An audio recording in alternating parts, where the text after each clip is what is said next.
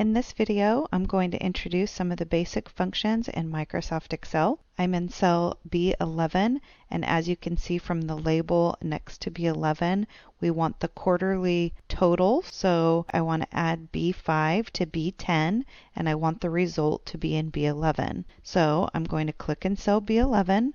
I'm going to go up to the Auto Sum button and click the drop-down arrow. I'm going to select Sum. As I look at the range being used, B5 to B10, I can see that this is correct. So I'm going to go ahead and press Enter. And now you can see that these cells have been added together and the result is showing in cell B11.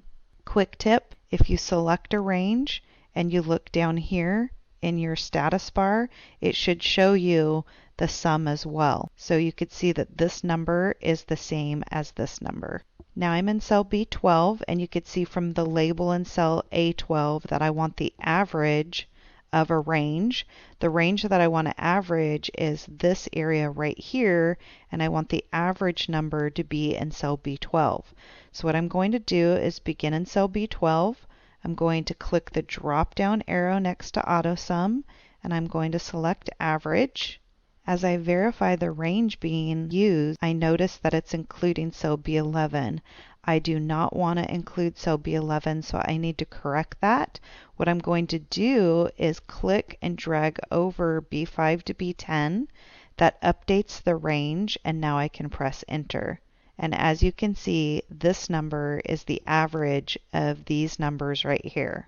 Again, if you select a range and you look down here in your status bar, you should see the average listed here as well. If you don't see these items in your status bar, you can quickly add them by right-clicking on your status bar, and then you see average count, numerical count. You can select minimum, maximum, sum, and these will add these features down here so that you can quickly add a range, figure out an average, the minimum number, the maximum number, and so on. Now I'm in cell B13, which you can see by the label in A13 says lowest state cells. I want to determine the state that had the lowest cells between B5 to B10. So to get started, I'm going to click in cell B13. I'm going to go up to the drop-down arrow next to AutoSum, and I'm going to choose Min, M-I-N, and it's going to look for the minimum number, but as you can see, it's selecting the range B5 to B12.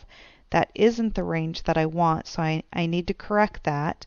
I'm going to take my mouse and click in cell B5 and drag down to B10, which updates my range, and then I'm going to press Enter.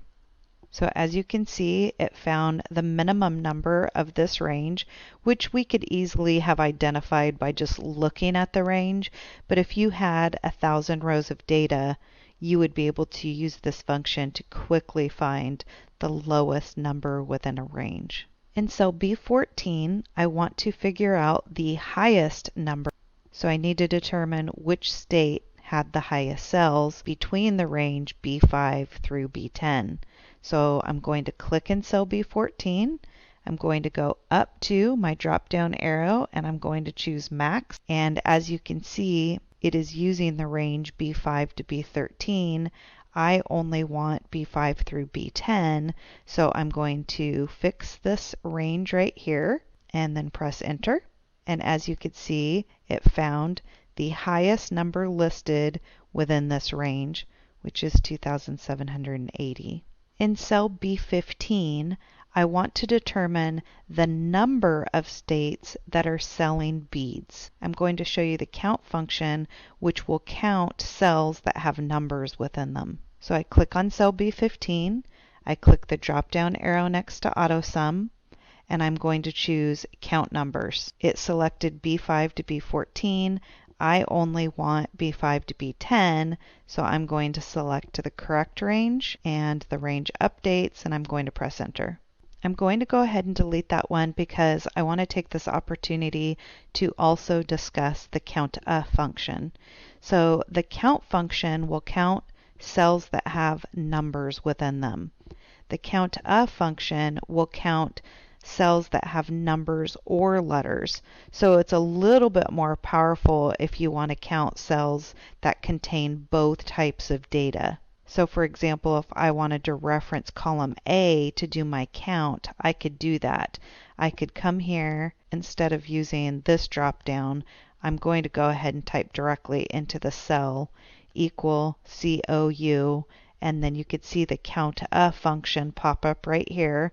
I'm going to double click on it. It auto completes the function name, and now after the parentheses I can enter my argument, which is just A5 through A10, put on my right parenthesis and enter, and that will also count the number of states. In cell B16, I want to enter today's date, and there are a couple of different date functions that I want to introduce. The first one is the today function, and the way this works is I type equal today, and I do a left parenthesis, right parenthesis, and I press enter, and you could see that it enters today's date. There's also a now function. If I enter equal now, left parenthesis, right parenthesis, enter, the now function, I'm going to go ahead and resize this so you can see it. The now function will enter today's date and today's time. By the way, if you see the pound symbol show up like this, you simply need to widen your column so that the data will fit. If you know that your formulas are correct and you want those same formulas to be in this range, you can use your autofill handle to copy those formulas into these other cells.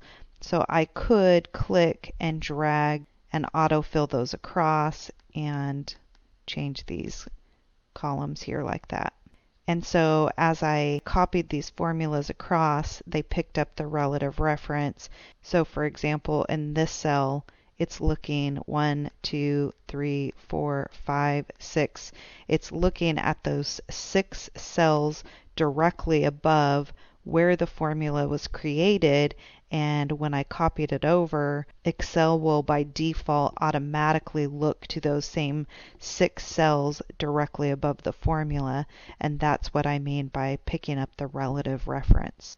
I'm going to introduce one more function down here.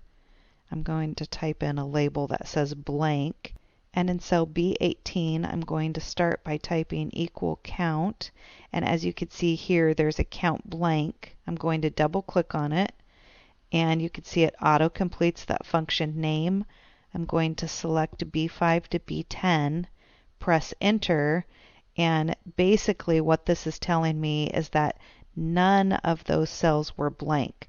But as I autofill this over, you could see that this one is indicating that I have one area that's blank. So either this was skipped over or Oregon decided not to sell any beads in the 3rd quarter. So the count blank function is a pretty cool little function that will quickly look at a range of cells and tell you if you've left anything blank. I am going to go ahead and delete that range.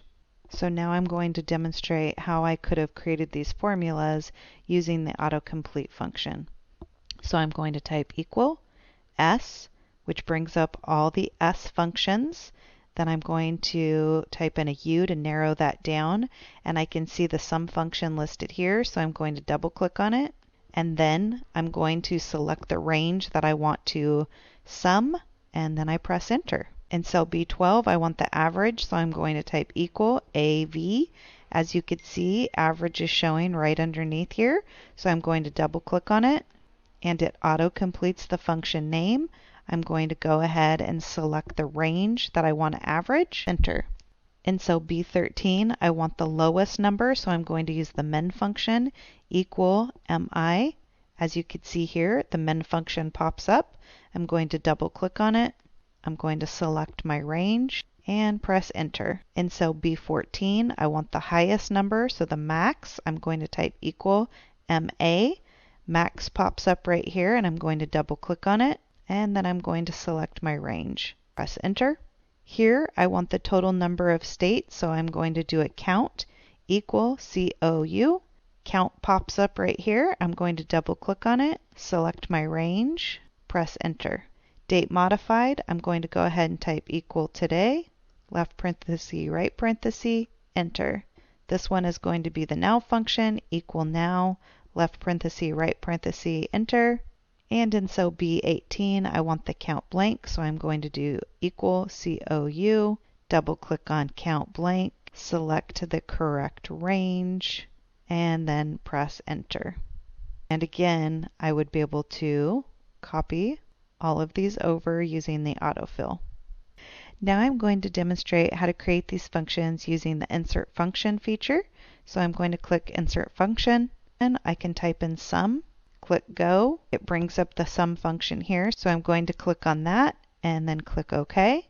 In this function dialog box, it's looking for me to type in the range that I want to use, which in this case is correct. It's got B5 to B10, so I'm going to leave that as is and click OK. Here in cell B12, I'm going to click insert function. In this box where it says search for a function, I'm going to type in average and click go. It brings up the average function. I click OK. I look at the range that's listed here. This is incorrect. I could just click and drag over the correct range, or I can manually type in the correct range right here. I like to drag over my ranges and then click OK. In cell B13, click insert function. I'm going to search for the min function, and it brings it up here. So I click it, click OK. And it is only picking up cell B12, which is incorrect, so I'm going to select B5 to B10 and then click OK. In cell B14, I want to search for the max function.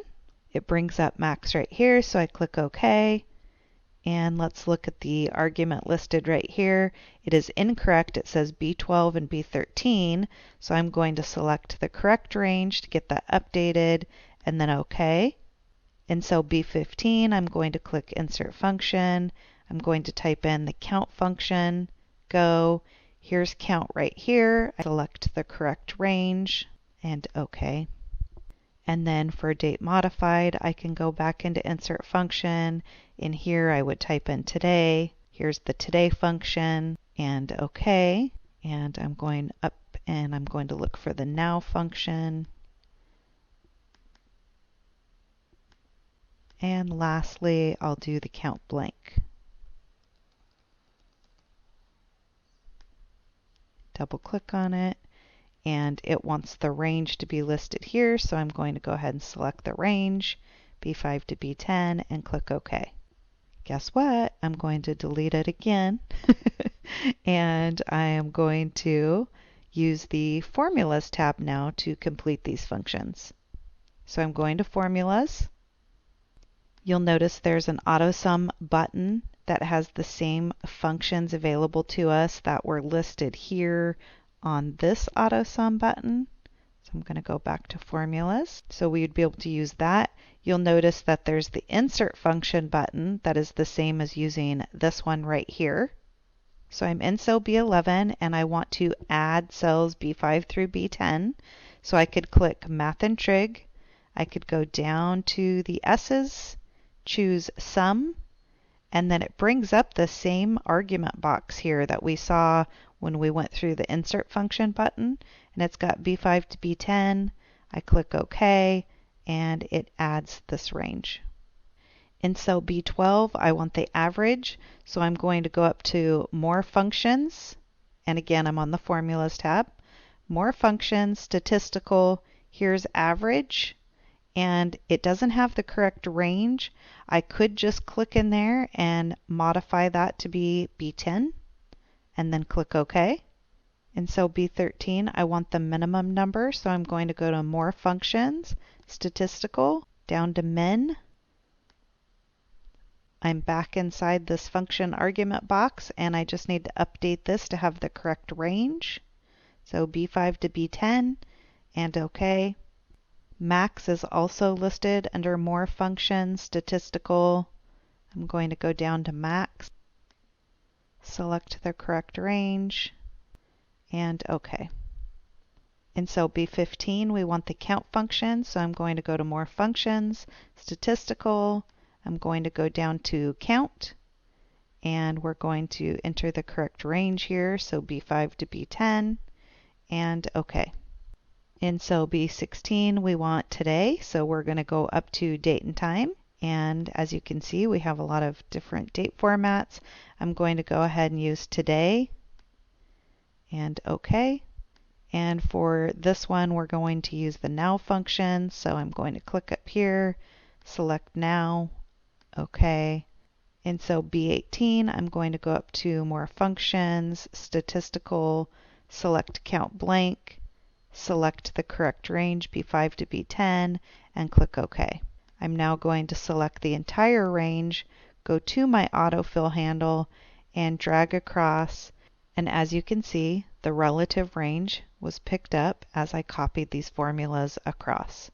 I know I want the sum of first, second, third, and fourth quarter totals to be listed here for all of my different states. So through row 10, what I can do is I can select this range and then just go up to auto sum and select sum, and we have the sum of each of those states.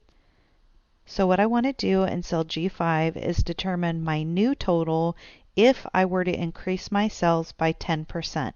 My current total is listed in cell F5, and I have an increase typed in here in cell G4 1.1. So basically, I would do a multiplication problem that multiplies these two areas. To get started, I would type equal, I would click F5, type in my multiplication symbol, which is an asterisk. Then I would click on cell G4, and I would press enter. And this formula is correct.